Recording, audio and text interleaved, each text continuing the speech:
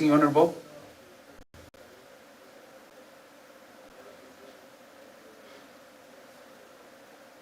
Yes, Honorable, are you there now?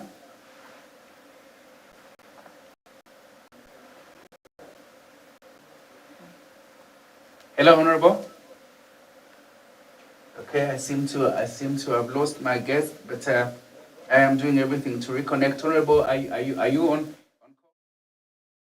where we are just discussing some of the things that have happened, which includes the vandalism of political materials or billboards, for people who are standing in Solwezi, and there's an outcry that Solwezi is lagging behind, not because the president is not doing enough, but because there's no leadership at local level to help him implement the great ideas that he has. And that is the argument that we're having. Honorable, do I have you now?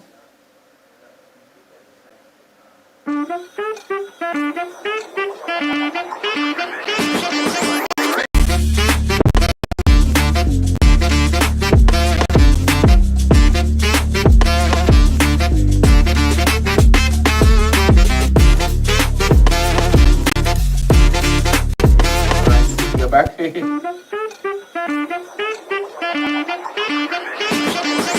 Okay, all right. Okay, it's back.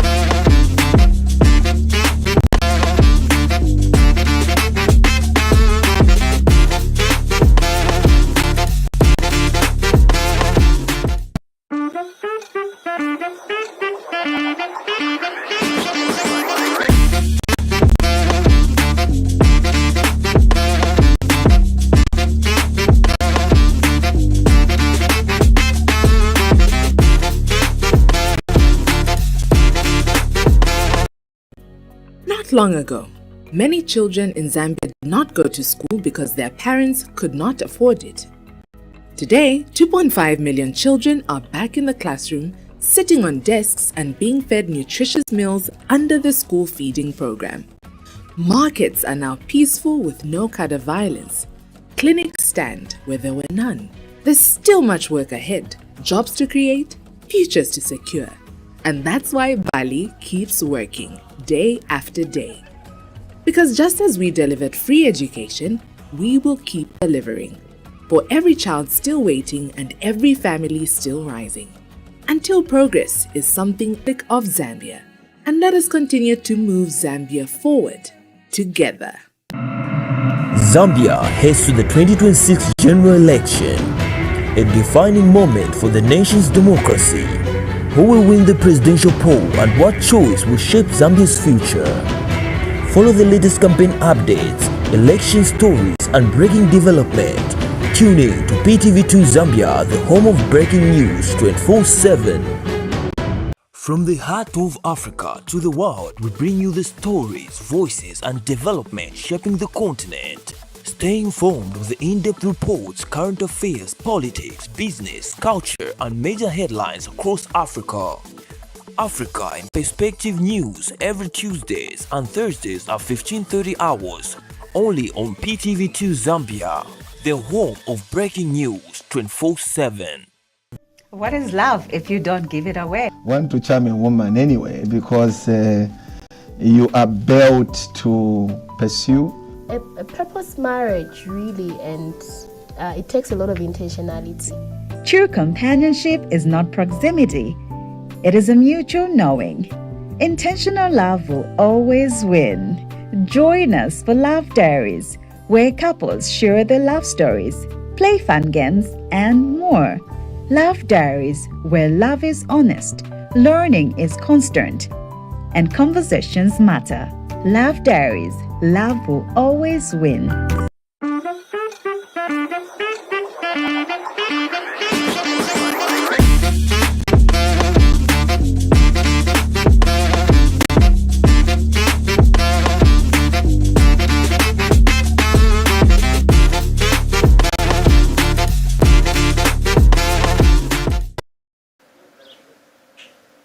Okay, we were having challenges with network, but we've reconnected with an aspiring candidate for the first time there in Solwezi.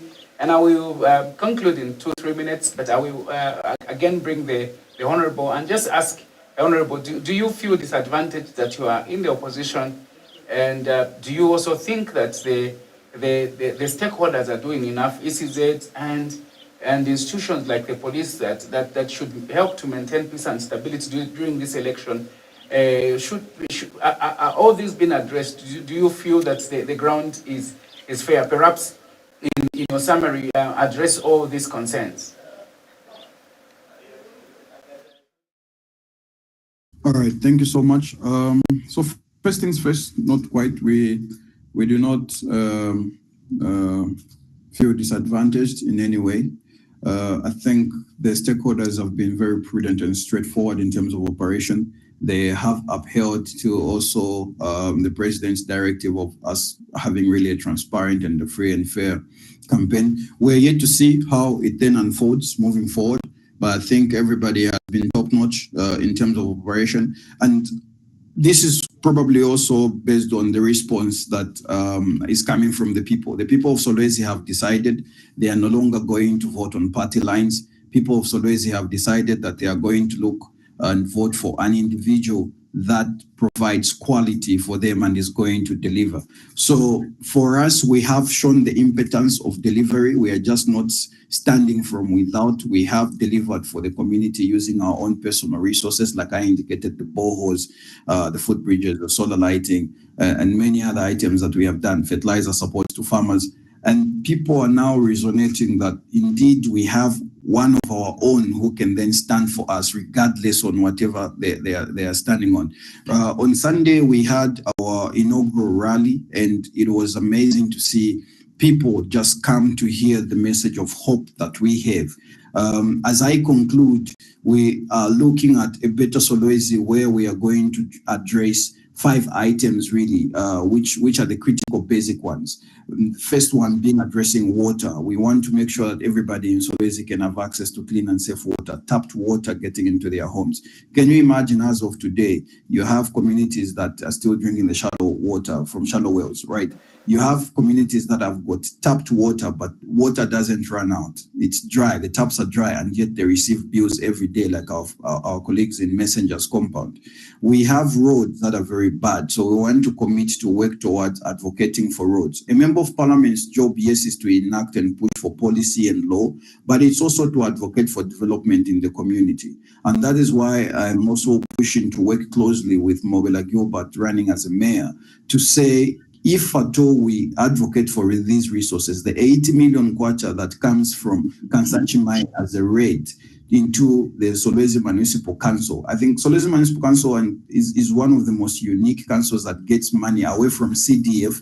It gets money from the mine for development of the community as rates. And that is money that can then be pushed towards making some of these roads, alongside with the policy that we want to push for, say, 3% or 5% mineral royalty. When we push for that and it is enacted as law, then you have some of these monies raised, because a 10-kilometer stretch in Solwezi is costing about 270 million kwacha. So 80 million becomes a drop in an ocean. We need to look for resources from the other items. So instead of just sitting in parliament to enact laws, it's a matter of knocking on doors of cooperating partners. PPPs being put in place, for instance, to improve infrastructure in Solwezi.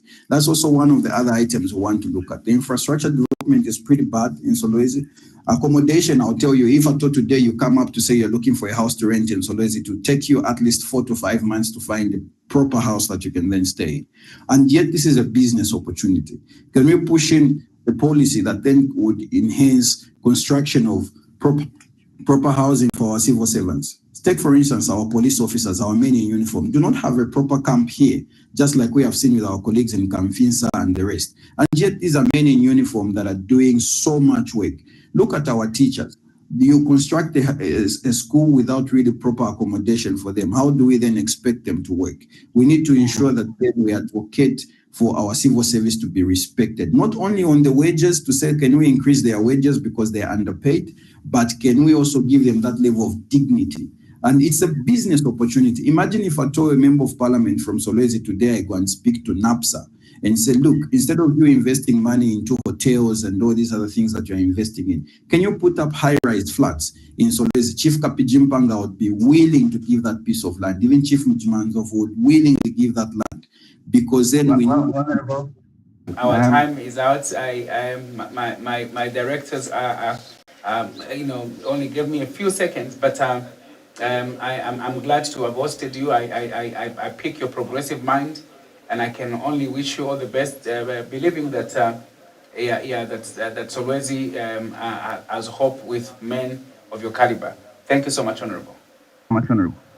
Thank you so much for having me. I'm grateful. Thank you. All right, that was Honorable in Solwezi, and we just did talk about the activities that are taking place on the other side. Kathy, what's your take today? It's sad because I know that campaign materials do cost a lot. And if you're an independent, it may mean that you're funding your own activities. So if people are becoming that destructive, it's sort of a setback, and it's sad to hear. All right, so we continue with activities like this, and of course, we are glad that you joined us. You are tuned in to just understand what we're doing and what is happening on TV today. And before we conclude, we just want to go into the papers, just highlight what the papers have to say, so that you are current. Kathy, what is trending in the papers today? Okay, so we have a headline that says, in the Real Times, it says let me see. Wow. Okay. So it says, President Hakainde Hichilema is the guest of honor at this year's ZATEX 2026. Yes, Kathy, I think that the head of state is still there despite the dissolving parliament. We still have cabinet because we still have key stakeholders like the president, the vice president, the attorney general, and these must continue to represent the country. So it's just in order that the president continues to be the chief marketing officer and front man for the country. So it's indeed in order. Okay, great. And then we say, there's this story saying you need a USA visa to go to Dar es Salaam. Okay, let me see. The sub-headline says Zambians must now travel to Tanzania, South Africa, or Angola for US visa as Trump shuts 30 hubs. Wow. Wow. That's something else. That's something else. It is a fallout, Rhoda. I think that when the ambassador was leaving Zambia, he said a lot of things and maybe we didn't take them seriously. But this is a pushback from the American government. We thought that it was just one disgruntled ambassador who was talking. But when he went back, I think he did give a report to that country. And I bet that the report should have not been very good. America has made a lot of investments in Zambia. Look at their embassy; it's cream de la cream. But in spite of having a big house, I think that they are pushing back. This is America talking. We shouldn't just say that we're going to Tanzania, I beg your pardon, or South Africa to get a visa. They are saying, Zambia, you are missing. Your voice is not here. So, as a way of talking to you, that I think you've gone overboard. We will make it difficult. You have to travel. We have to, already the visa fees are very high. Yeah. But this is another slap in the face to say, hey, we are knocking on your door. We want you to respond. So I think America has something to get from Zambia, and if you really want to get something from someone, you push them further. So America is pushing further because they want an elephant and not a rabbit that we've been giving them. And so that is the case. Yeah, it is sad because now it makes it even harder. But also it could be because we know about the Trump administration's resolve to make America great and put it first, and also just to be a little bit more restrictive on who gets there. So yeah, but why Tanzania? Well, I mean, the issue is that they tell you go to Tanzania, so the Tanzanians are allowed to go to America.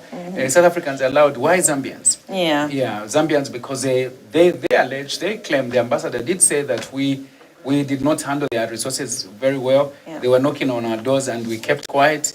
So this is a pushback on President HH and his administration, and they know what to do. I know my president is capable. I mean, sometimes diplomacy, you can cut ties, or you can. It's like a marriage. You can't push partnerships. You can say we go our separate ways, or you can say we reconcile. I think that it is for the better that we reconcile. Yeah. But we're speaking to stakeholders. I think we stand a lot to benefit from America, but America too, I think, is eyeing our minerals. So maybe let's just all be sincere, and America should tell us what they want, and we'll tell them what we want. Yeah, true. Yeah. That's the whole essence of diplomacy and partnerships between countries. It's a give and take. That's right. Yeah. That's right. Wow, I've had a great time today. Yes, indeed. Though you kept calling me Rhoda, I'll forgive you today. Yes, indeed. Or I could take on another name. No, I beg your pardon. I beg your pardon. You see, men are so one-minded that when the mind is on this, it takes time. This is why a man can't cheat, because you end up saying the other name and is caught quickly. So we'll keep that for as topic for another day. Okay, so just like that, time has flown by, but we've had a great time here, and we hope that you've had to. Kizito, any last words? Well, no, I'm grateful. Thank you for doing this with me, and thank you, viewers, for staying tuned to our breakfast show. We hope that we did discuss some of the things that are pertinent to you, and please continue to send us texts and continue watching Prime TV too. Okay, thank you so much. Thank you for watching today and for spending your time with us on the Sunrise Breakfast Show. We hope that you will give us your time again on Friday. On Friday. Yes, we'll be right back on Friday. So take care and have a blessed day. Blessed day.